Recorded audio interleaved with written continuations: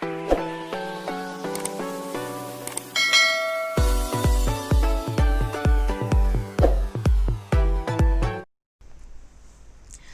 Assalamualaikum dan salam sejahtera semua. Apa khabar?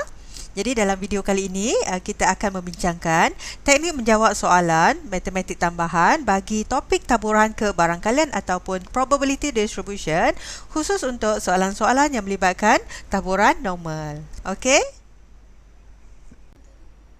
Okey, dalam video ini cikgu akan membuat sedikit penerangan tentang konsep penting dalam taburan normal yang pelajar perlu faham, dan cikgu juga akan membuat penerangan tentang teknik-teknik menjawab soalan menggunakan soalan-soalan percubaan tahun 2020 seperti soalan SBP, soalan Perlis, Putrajaya, Terengganu, Batu Pahat dan sebagainya lah.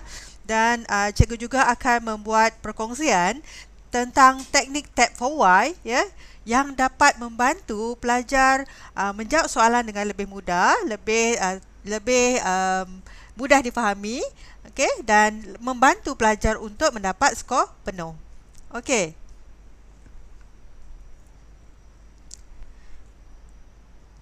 Jadi cadangan untuk pelajar sila download soalan perbincangan kita dari link yang disertakan di bahagian bawah description video ini, dan sebaiknya dicetak, print, okey, dan pelajar digalakkan untuk bersama-sama menjawab soalan tersebut dalam sambil menonton video ini. Okey, dan jika kamu berjaya mengikuti video ini sehingga akhir, maka insya-Allah kamu akan memperoleh ilmu yang dapat membantu kamu untuk menguasai topik ini. Okey, boleh? Dalam soalan taburan normal ini kebanyakan soalan dia ada 3 pertanyaan, ada 3 bentuk soalan yang ditanya. Iaitu yang pertama adalah mencari mean, mencari sisian piawai ataupun mencari skor Z. Ini kebanyakannya dalam soalan kertas 1 dan juga kertas 2 pun ada soalan-soalan yang mencari mean ataupun sisian piawai. Okey, yang kedua adalah soalan direct, cari kebarangkalian. Ini soalan memang soalan direct, cari kebarangkalian, biasanya soalannya adalah 2 markah saja. Okey, dan soalan yang ketiga adalah mencari nilai X apabila diberi peratus ataupun kebarangkalian dia. Okey, jadi kita akan bincangkan soalan-soalan ini dan diharapkan pelajar dapat mengenal pasti apakah teknik dalam menjawab bentuk-bentuk soalan yang begini. Okey. Jadi kita teruskan sebelum kita memulakan sesi bengkel kita.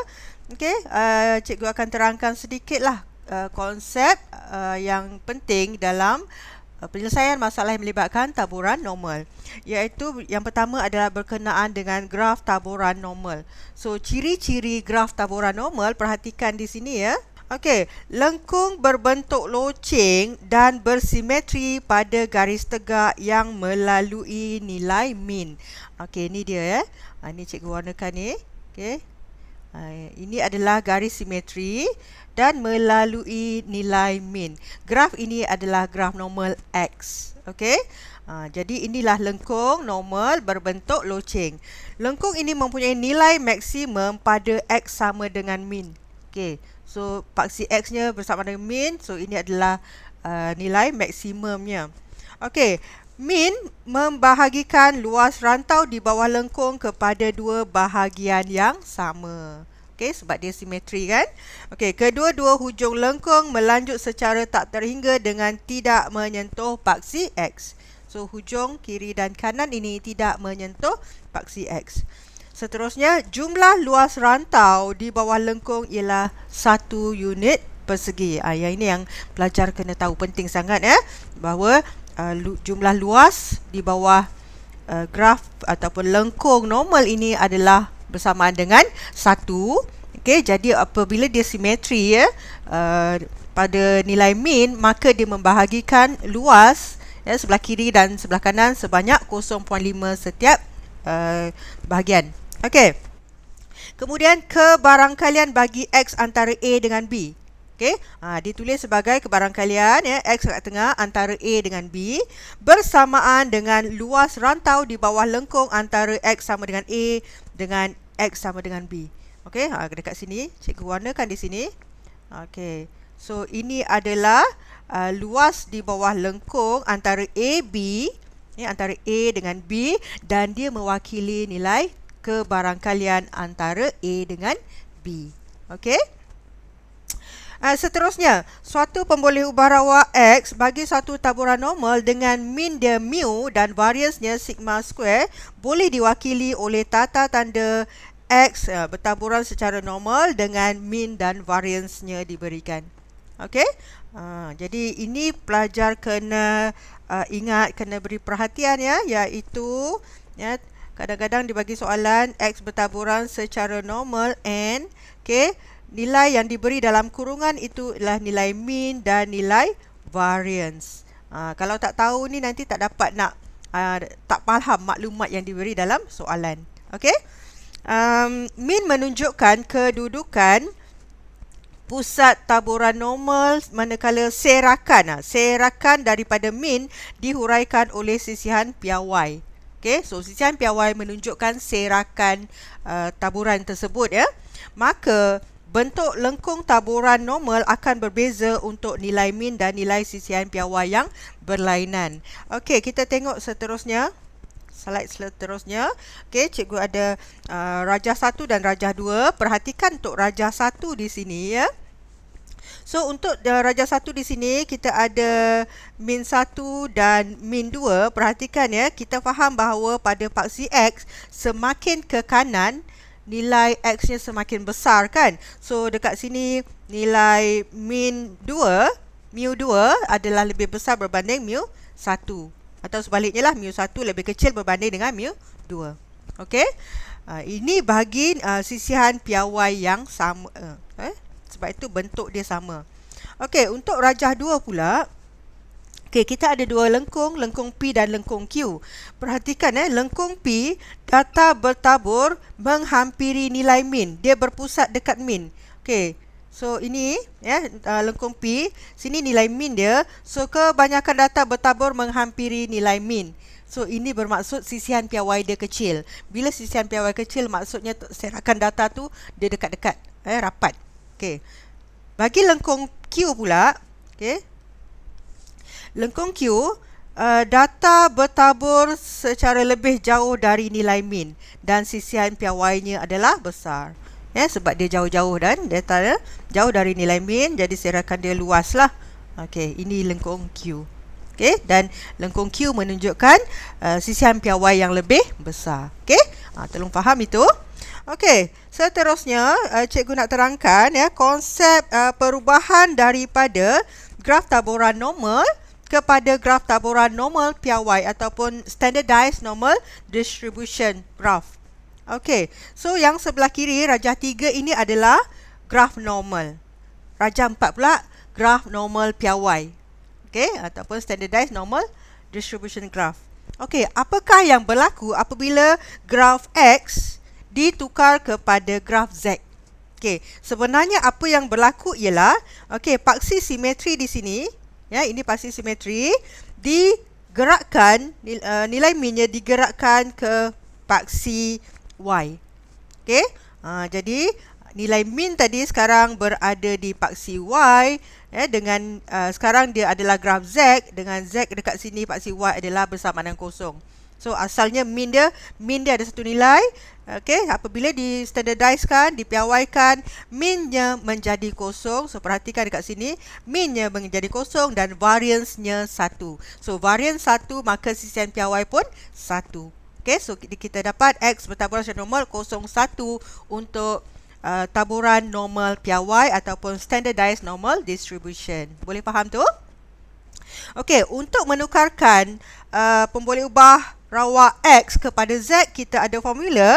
So formula ini sangat penting untuk pelajar memahami dan juga tahu macam mana nak menggunakan rumus ini, iaitu Z sama dengan X tolak min per dengan sisihan piawai. Okey, X tolak mu over sigma. Okey.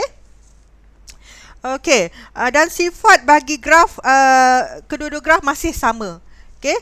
Jadi dia masih bersimetri. Di tengah ni nilai min, dan luas sebelah kiri dan luas sebelah kanan adalah 0.5. 0.5 kiri, 0.5 kanan. Dan dalam taburan normal, kita biasanya diberi dalam bentuk peratus. Luas itu diberi dalam bentuk peratus. Tetapi apabila kita pindahkan ataupun kita tukarkan kepada graf piawai, peratus itu kita wakilkan ataupun kita tukar dalam bentuk kebarangkalian. Okey, boleh tu? So, faham kenapa daripada peratus, dalam soalan diberi peratus, kita tukar kepada kebarangkalian dalam bentuk contoh di kat sini 20%, mana 20 bahagi 100 dan kebarangkalian adalah 0.2. Okey, boleh tu? Dan satu lagi perubahan yang berlaku pada grafnya adalah sebelah kiri paksi simetri ini, iaitu paksi Y, nilai-nilai skor Z-nya adalah negatif, manakala sebelah kanan skor Z-nya akan bernilai positif. Okey? Jadi kita akan teruskan dengan sesi bengkel perbincangan soalan-soalan percubaan 2020. So, teruskan.